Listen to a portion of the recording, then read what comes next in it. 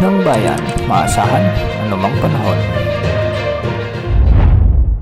Magandang araw po sa ating lahat. Narito na ang update sa lagay ng ating panahon at sa magiging lagay ng ating panahon sa susunod na 24 oras. Sa kasalukuyan ay patuloy na lumalayo sa ating bansa ang low pressure area na huling namataan sa layong 555 kilometers west-northwest ng Coron, Palawan. Samantalang easterlies naman ang magpapaulan o magdadala ng mainit na panahon sa nalalabing bahagi ng ating bansa. Dahil pa rin sa trough ng LPA na ito, asahan pa rin ang maulap na kalangitan na may mga kalat-kalat na pagulan at thunderstorms sa buong Palawan. Makikita nga natin sa ating satellite animation sa may mga kalat-kalat pa rin makakapal na kaulapan dito at pinag-iingat natin ng ating mga kababayan dito sa banta o posibilidad ng mga biglang pagbaha o pagguho ng lupa, lalo na kung may mga katamtaman hanggang sa kung minsan ay malalakas na pagbuhos ng ulan. Dahil naman sa umiiral na easterlies, ito yung mainit na hangin mula sa karagatang Pasipiko, ay nakakabuo ito ng mga clouds o yung mga makakapal na kaulapan at nagdadala ng maulap na papawirin na may mga kalat-kalat ding pagulan at thunderstorms sa may Caraga region,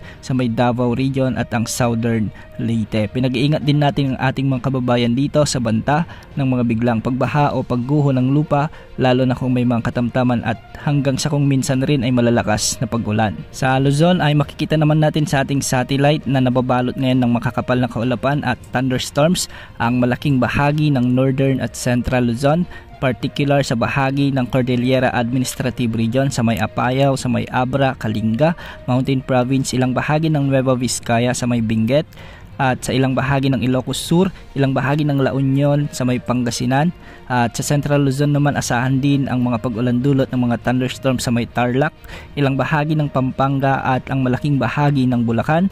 Samantalang sa silangang bahagi naman ng Luzon ay may mga pag-ulan din sa ilang bahagi ng Isabela at Cagayan Valley. Sa Metro Manila may mga kaulapan din na nagdudulot ng maulap at kalat-kalat na mahina at minsan ay malalakas na pagbuhos ng ulan, particular sa hilagang bahagi ng Metro Manila. Sa Bicol region may mga pag-ulan din tayong nakikita, lalo na sa may southern part ng Quezon Province, ang ilang bahagi ng Camarines Norte at Camarines Sur, at may mga pag-ulan din tayong nakikita sa western portions ng Mindoro provinces. Sa Visayas naman may mga pag-ulan din dulot ng thunderstorms sa may western Visayas, sa may northern at central parts ng Visayas ay may mga kalat-kalat ding thunderstorms. Sa Cebu at ilang bahagi ng Negros Island region ay may mga pag-ulan din dulot ng umiiral na mga thunderstorms. Sa kasalukuyan ay may cloud cluster pa rin tayong minomonitor sa silangan ng Mindanao at Visayas, at sa ngayon ay mababa pa naman ang tsansa nitong lumakas bilang LPA o bagyo